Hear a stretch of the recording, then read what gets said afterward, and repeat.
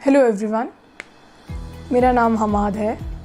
पिछले 3 हफ्तों से हम फ़्रांस के बारे में बात कर रहे हैं कि फ्रेंच रेवोल्यूशन फ़्रांस में कैसे हुआ, क्या सरकमस्टांसेस थे जिनकी वजह से फ्रेंच रेवोल्यूशन हुआ और फ़्रांस में डेमोक्रेसी की शुरुआत कैसे हुई।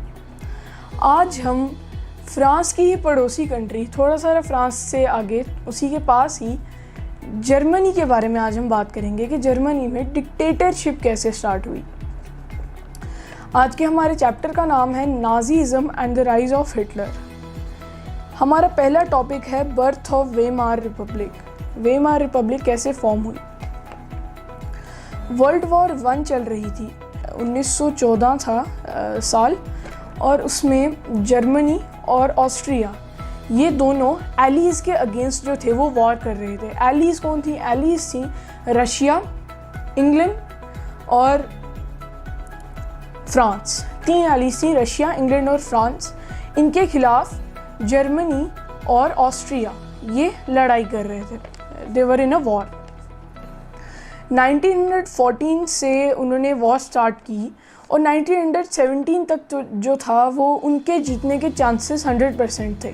जर्मनी और ऑस्ट्रिया के जीतने के चांसेस 100% थे, क्योंकि उन्होंने फ्रांस को भी जो है वो ऑक्यूपाई कर लिया था। एक पूरी कंट्री को उन्होंने ऑक्यूपाई कर लिया था। पर फिर 1917 में यूएसए की सडन एंट्री हुई।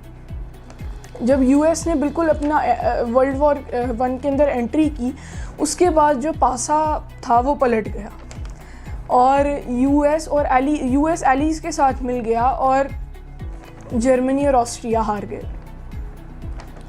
तो ये जब हारे तो पॉलिटिकल ग्रुप्स जो होते हैं, पॉलिटिकल पार्टीज़ जिन्हें हम कहते हैं आजकल, उन्होंने सोचा कि क्यों ना जर्मनी की पॉलिटी में कुछ चेंजेस किए जाएं। तो वो वेमार में मिले, नेशनल असेंबली फॉर्म हुई, उन्होंने एक नया कॉन्स्टिट्यूशन बनाया और फेडरल राइट्स जो थे वो भी बनाए। वो वहाँ पर मिले और उन्होंने वेमार रिपब्लिक फॉर्म कर दी। लेकिन अभी भी इस जो थी रिपब्लिक को जो सिटीजन्स थे उन्होंने वाइडली एक्सेप्ट नहीं किया। वो इसीलिए क्योंकि वॉर में ऑलरेडी हार चुके थे और ज़्यादा वाइडली इनकी थ्योरी को, इनके थॉट्स को जो है वो एक्सेप्ट नहीं किया गया जर्मनी में। तो वॉर के इफ़ेक्ट्स क्या थे? वॉर के इफ़ेक्ट्स जर्मनी पर ये हुए कि जर्मनी पूरे यूरोप पर ये हुए कि यूरोप जो था पहले एक क्रेडिटर हुआ करता था। क्रेडिटर मतलब कि पहले वो पैसे दिया करता था और अब वो डेबिटर बन चुका था।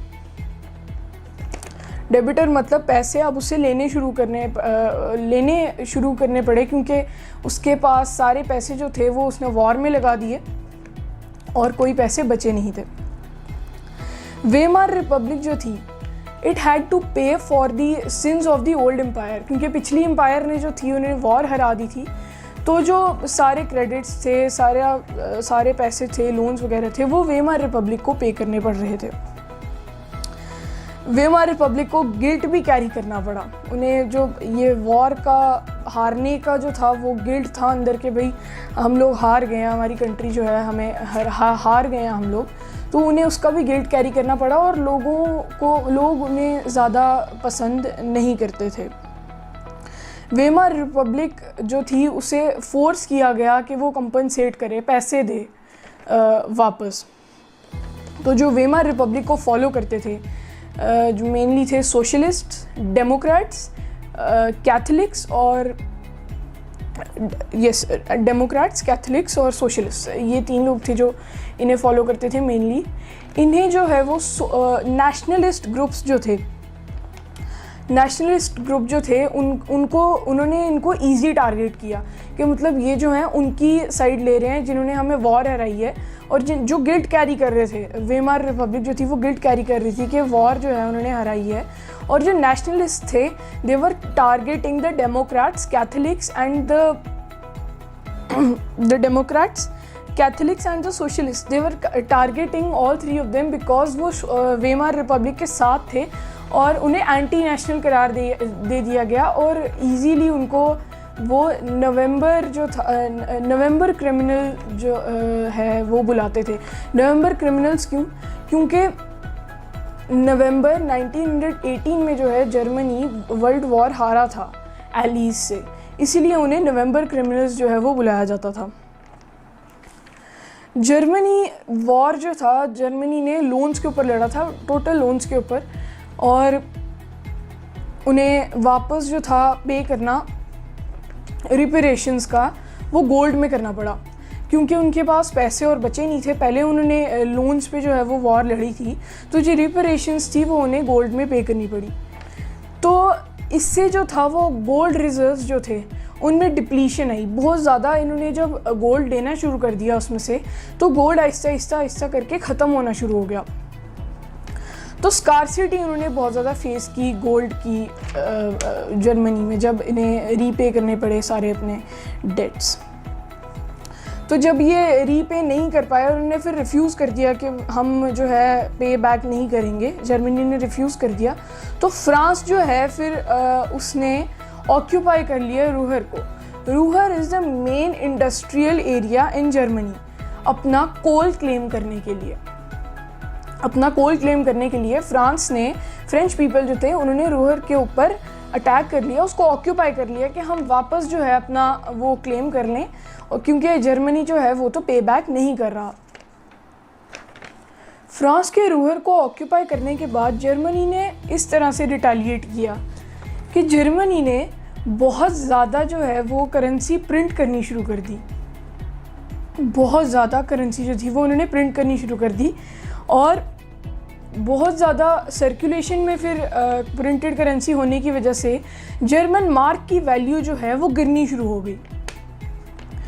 अप्रैल में एक US डॉलर जो था वो 25,000 मार्क्स के इक्वल था। जुलाई में 1 US डॉलर 3,53,000 मार्क्स। अगस्त 1 US डॉलर 46,21,000 मार्क्स। इन दिसंबर, अब दिसंबर में जो था एक US डॉलर 98 करोड़ के जो है वो इक्वल हो गया था।